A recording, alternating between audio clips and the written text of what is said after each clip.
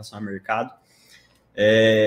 Vai ter uma... Eu espero, eu vi a entrevista do Bassi ontem com você, e eu aguardo, eu tenho a mesma expectativa que ele, né? Que o pessoal que não acompanha, não entende tanto assim de mercado, vai olhar lá e costuma olhar todo dia quanto que está rendendo, lá vai tomar um susto e pode ser que aconteça algumas vendas ali, mas seria interessante fazer um paralelo, né, da crise que aconteceu em 2002, porque tem o professor Kobori, ele já explicou isso uma vez, eu vi há muito tempo, que era uma venda casada que o Tesouro Nacional fazia do NTND com a LFT para cobrir. Se o senhor puder comentar um pouco como é que foi, se o senhor lembrar também.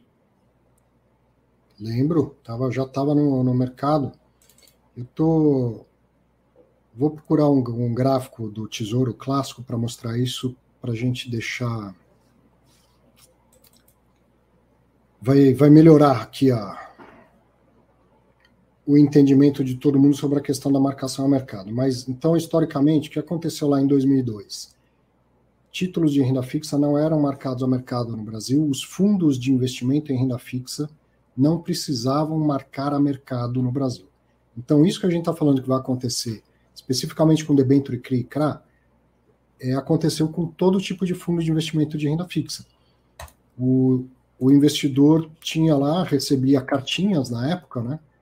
Recebia umas cartinhas falando que ele tinha de saldo no fundo, por exemplo, R$10.000, mas quando ele pedia um resgate, não era aquele valor, porque R$10.000 era a marcação na curva do papel e não na curva de mercado, que eu já vou mostrar melhor aqui.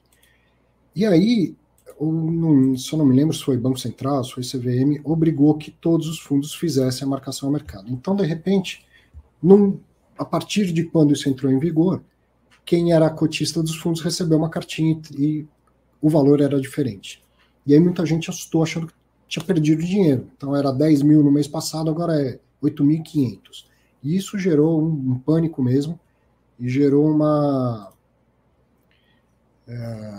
corrida de saques de muitos fundos. Inclusive o Bank of America acabou até saindo do Brasil em função disso e tal. Eu fiz essa pergunta para o gestor, falando de FIINFRA, eu fiz essa pergunta para o gestor do Juro 11, se ele não achava que ia acontecer a mesma coisa, e ele pontou que são outros tempos, hoje em dia, né, todo mundo já tem alguma coisa marcada a mercado, inclusive o Tesouro Direto e tudo mais, e que ele acha que as próprias condições da economia mudaram em relação àquela época, ele não está esperando uma corrida, uma preocupação tão grande das pessoas. O mercado hoje é maior do que era naquela época, tem muito mais investidor, muito mais gente, inclusive com menos conhecimento, vamos dizer assim. Eu também acho que alguma coisa vai acontecer, algum susto vai ter. De qualquer maneira, as próprias corretoras estão mandando comunicado, qualquer um encontra um vídeo hoje no YouTube explicando isso, os influenciadores, aí, as pessoas que falam de finanças estão aproveitando a oportunidade para explicar para todo mundo, mas vai ter uma corrida de alguns desavisados, né? Deixa eu compartilhar aqui o slide que eu estava falando, peraí.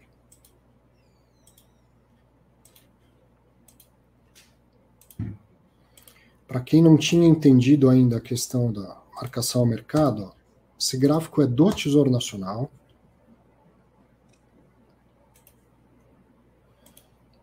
Espera aí.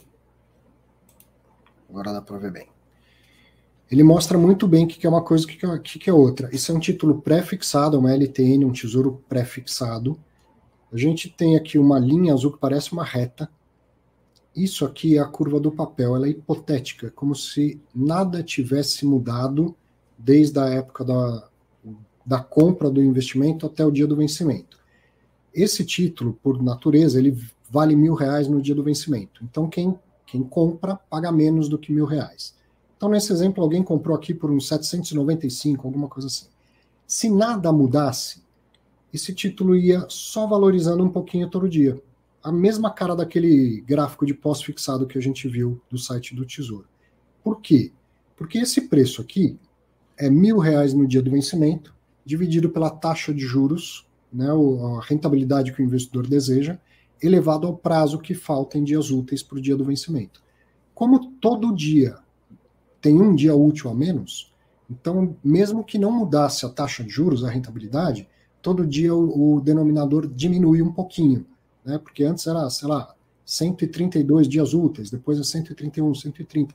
Então vai diminuindo um pouquinho o denominador, o título vai ganhando um pouquinho de valor, e isso é chamado de, ele vai maturando, né, até chegar no dia do vencimento valer R$1.000. Só que isso não é assim, é só uma hipótese, né, uma situação hipotética. Na realidade, o tempo todo, o mercado muda a rentabilidade que ele está disposto a aceitar quando faz um investimento em renda fixa, pré-fixada principalmente. Então, a vida normal desse papel, a marcação de mercado, é essa linha verde, ó, que tem épocas que ele está valendo mais, depois tem épocas que ele passa a valer menos.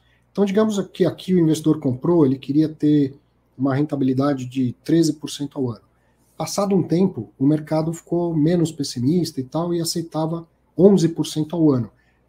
Lembra que essa taxa ela está no denominador. Diminuiu o denominador, o preço do papel sobe bastante. O mundo gira, a economia gira, daqui a pouco o mercado agora quer 14,5% ao ano. Olha o que acontece com o preço do título. Cai o preço. Né? A renda é fixa, o preço muda justamente para ajustar a rentabilidade. Só que lá no final, ó, as duas coisas se encontram.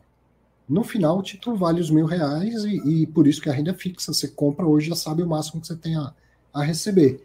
Então, tem épocas que ele está sendo negociado muito acima do que seria o preço hipotético dele, tem épocas que ele está negociado muito abaixo, mas no final as duas coisas se encontram. É como se essa linha azul fosse o valor patrimonial de um fundo imobiliário. Não tem época que ele é negociado acima do patrimonial e outras épocas abaixo do patrimonial. É quase a mesma coisa, só que na renda fixa o patrimonial é de verdade, né? A marcação do papel é de verdade. Bom, o que vai acontecer no dia 2 de janeiro? Tem muita gente que está olhando lá o seu home broker e acreditando que tem esse valor aqui.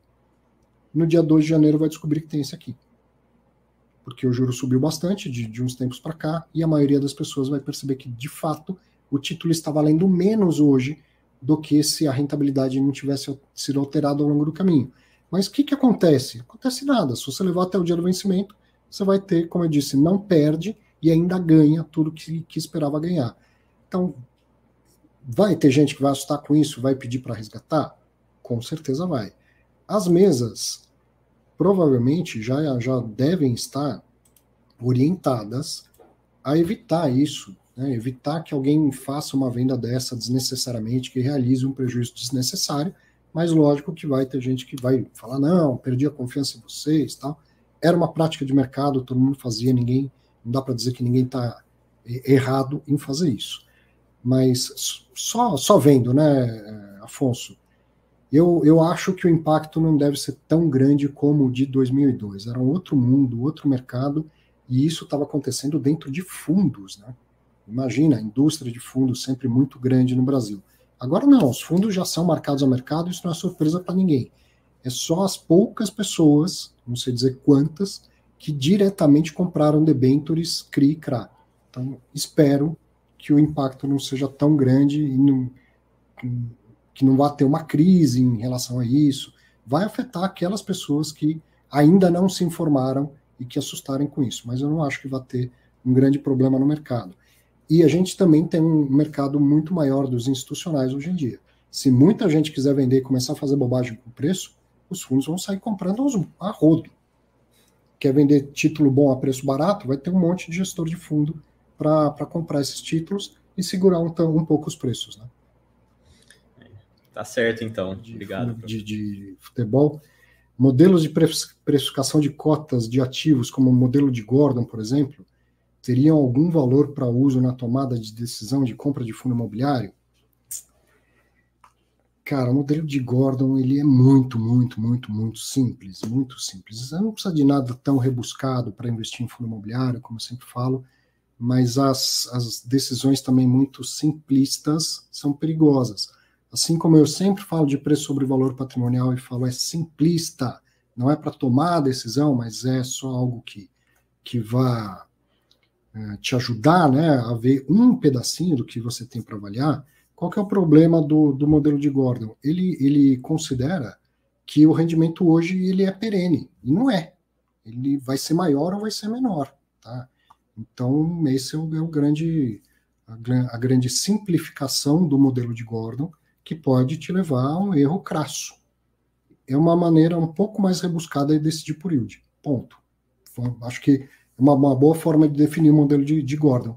Um tipo um pouquinho mais rebuscado de decidir por dividend yield.